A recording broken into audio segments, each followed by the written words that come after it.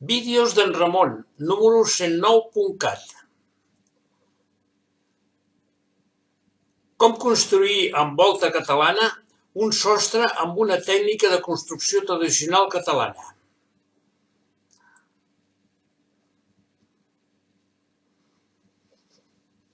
Tercera i última part. Pas a pas.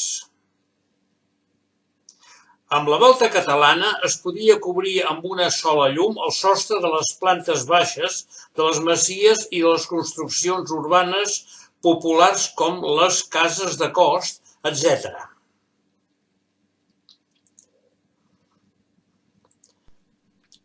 Aquí és com he comentat altres vegades, estic acabant el sostre i ho faig al sistema com si enrajoléssim a terra el tipus a l'espiga, que sempre es va bé començar pel centre i fent amb punxa i així no tens claus per poder anar tancant.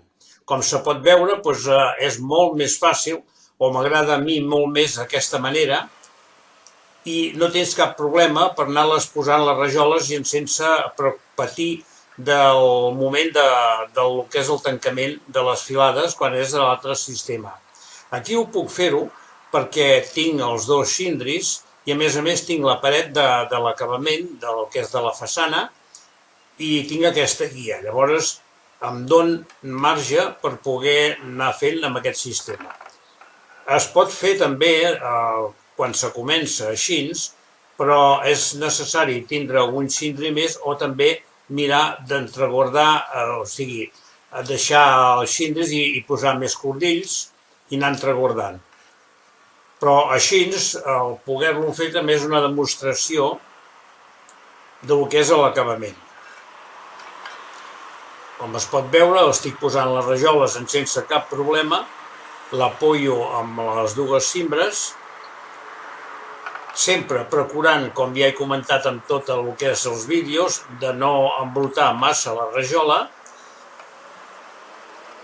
perquè el maco o el interessant és que el Portland, el morter de Portland, tingui l'adherència amb la rajola directament, que no hi hagi cap capa de gruix, de guix o d'alguna altra classe de ciment.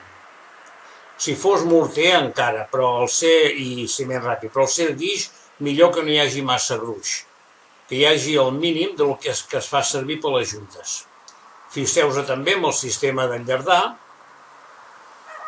que és fàcil, procurar sempre que s'enllarda de no embrutar massa la part que va vista.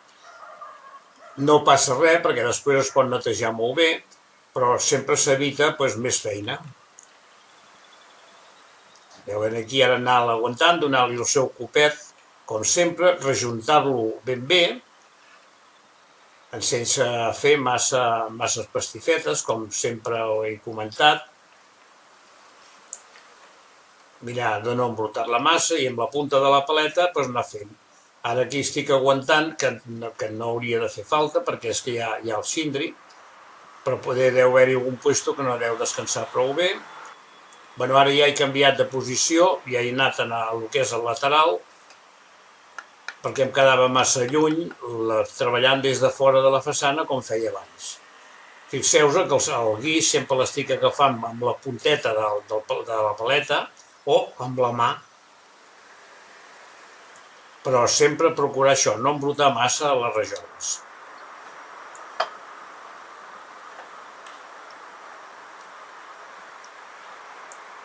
Ara, el que són els acabats, el tancament sempre es pateix una miqueta més perquè hi ha poc marge per poder treballar desoladament, però sempre es fan combinacions i ja hi estem acostumats. I al ser la rajola vista per sota o per l'intradós, llavors et trobes que s'ha de mirar que la junta quedi repartida, si hi ha algun lloc que quedi molt ample, intentar repartir-ho, i com que les mullo molt, que això també ho he comentat altres vegades, llavors em trobo que costa aguantar. Ja tinc una part feta del que és, ara falta aquest lateral, que es fa amb el mateix sistema, bastant guix ja per poder posar les rajoles. Ja tinc aquí unes mitges preparades.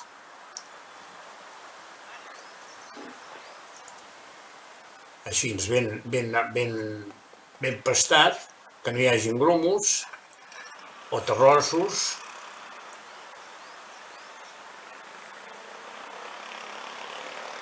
També ja s'ha de procurar, encara sigui guix, mirar de tenir-ho el més mullat possible, que va molt més bé. No hi ha necessitat de mullar-ho tant com si fos amb ciment ràpid, però sí que és bo que sigui mullat.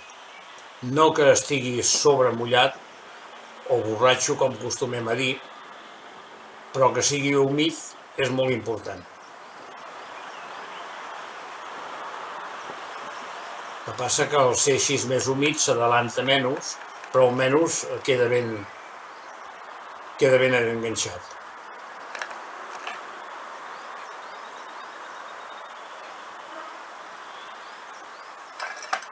Ara ja un cop estarà tot tancat, ja aniré, serà per fer el doblat.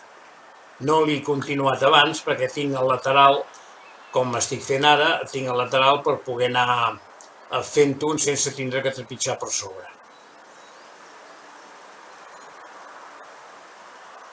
Aquí també veieu el copet que li dono amb el canto de la paleta, però sempre procurar que quan dongui el cop que no toqui la part fina perquè llavors s'escantella i per sota es veuria després el fall.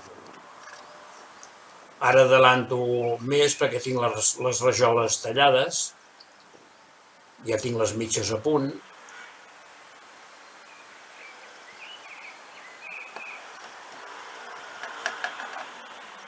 I el mateix posar també s'ha de procurar que vagin en línia, que quedin alineades amb les altres, perquè si no llavors per sota al anar vistes quedarien que no es veurien totes ben alineades.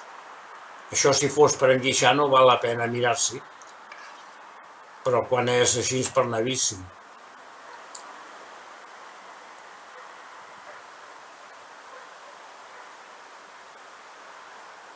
Hi ha puestos que tinc el xindri que m'ajuda i allà on no n'hi ha és allò de dir entreguardar una miqueta i procurar que totes vagin ben en línia. Aquí podria posar-hi també pols de guix a sobre, però bueno, aquí en aquest moment vaig pensar que no caldria.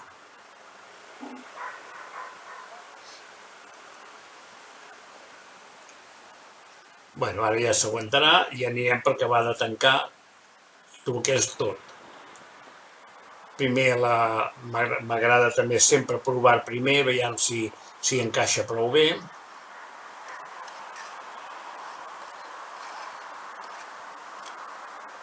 Així ben allardat, que ara ja el guix ja comença a fraguar per lo que veig.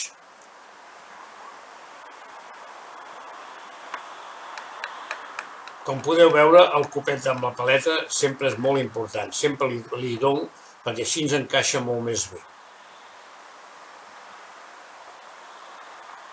Bé, però ja s'aguanta. Torno a mullar-ho perquè ja és el gruix del morter i fixeu-vos que ho he mullat abans de posar el guix.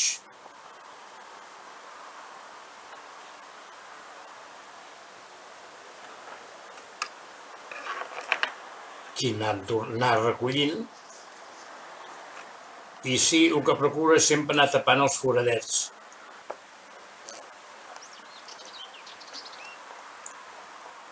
Que com en què s'hagi de doblar, també està bé que quedi ben tapadet. Encara que en quedés algun, tampoc no li fa res, perquè també llavors representa que té més puestos per agafar, però siguent la rajola com és ratllada, no hi ha necessitat.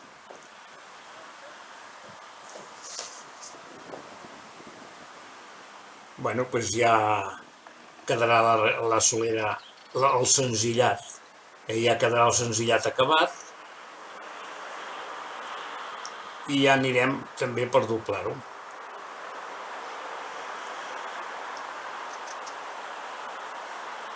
També s'ha de procurar rejuntar l'entrega amb la paret, amb lateral, que així ja li fa també l'ajuda a fer el suport.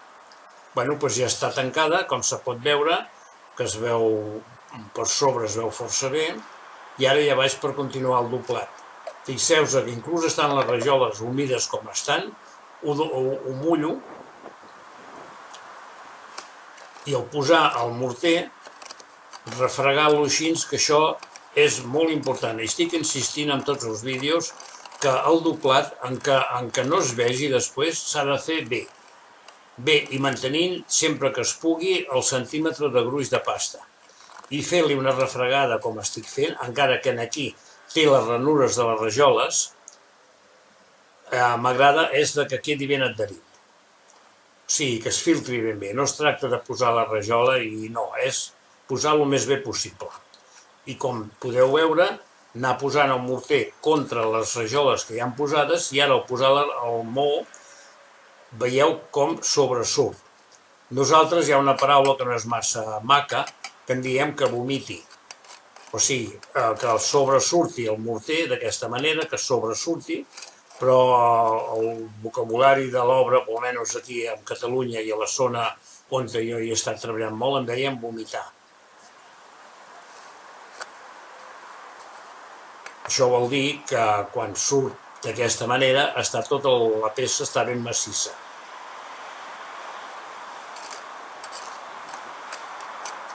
Així matxacant bé el que és les juntes,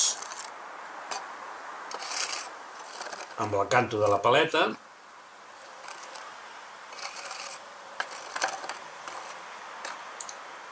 Aquí, pel que es veu, quedava poc gruix i li he posat una miqueta amb la paleta.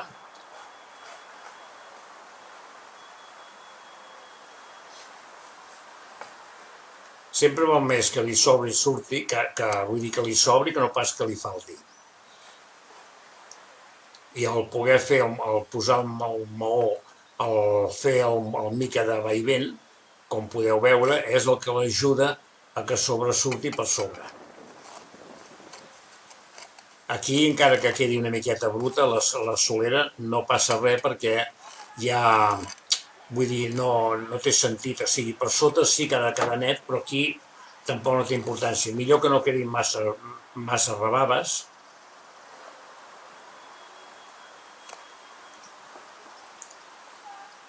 Així que li sobresurti, i com més se remeni, millor. Com més se remeni el morter. Veieu, d'aquesta manera queda completament massís. Tot.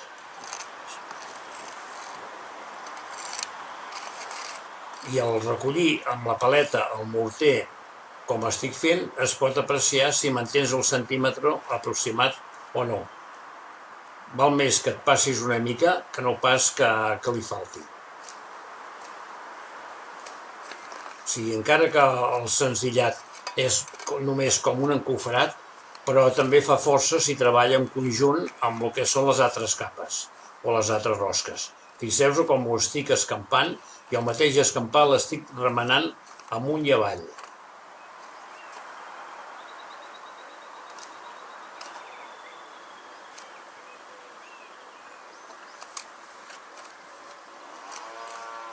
I tirant sempre, com també ja ho he comentat diverses vegades, però no m'ho cansaré, que s'adalanta molt posar la mica de pasta cap a contra els laterals. Fixeu-vos com sobresurt i llavors al donar-li el copet queda completament estampit.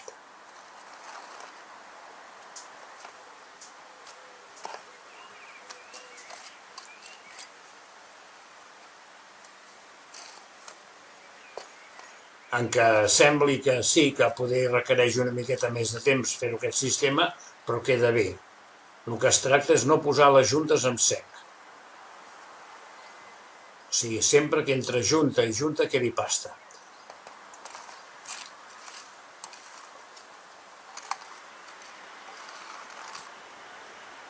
Fixeu-vos que amb aquest, que quedava una miqueta sec, li estic matxacant amb el canto de la paleta. Bé, doncs ja està el que és la volta doblada. Aquí es veu el que és la façana. I ara com faríem la segona rosca. Fixeu-vos que l'estic presentant, que no la faré, però a més és representar perquè es vegi com és a trencar junt i en diagonal, però invertit. Així ara, si haguéssim de continuar aquesta volta, fora aquest sistema que fora similar amb el que es veu en aquesta imatge. Ara, com que ja s'ha fet i ja està sec, el que vaig a fer és treure el que són els laterals que aguanten els xindis, que és el que hem fet al posar al començament, i els xindis han anat corrent per sobre del que és aquesta volta. Ara, tot i posant falques, veieu que costa una miqueta perquè hi ha les miquetes de rebaves del guix que baixen pel costat del xindri i no deixen tampoc poder-lo bellugar bé. Això els últims. Els que fem anar seguint endavant, no, perquè queda ja, al moment de posar ja queda fora de lloc. Ara, en què es vegi brut, que veurem unes imatges que es veu brut, però llavors això, un cop està tot despejat, és quan s'ha de netejar.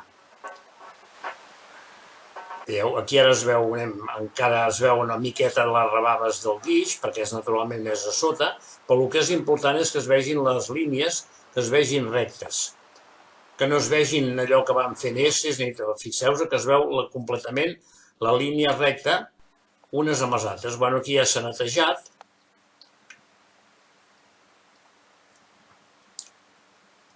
Es veu tot el que és la imatge, el gruix del guix, encara és possible fer-la més neta.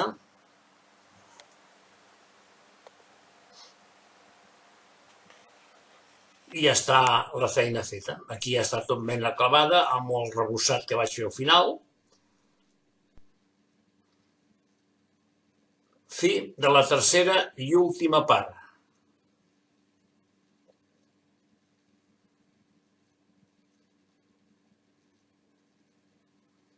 Vídeo creat i propietat de Ramon Guarda i Parera, paleta tradicional oficial primera, tècnic en la construcció, membre Red Nacional de Mestres de la Construcció Tradicional, any 2021, vídeo número 109.cat de la meva col·lecció Vídeos de la Construcció, 08328, Alella, Barcelona, Catalunya, Espanya.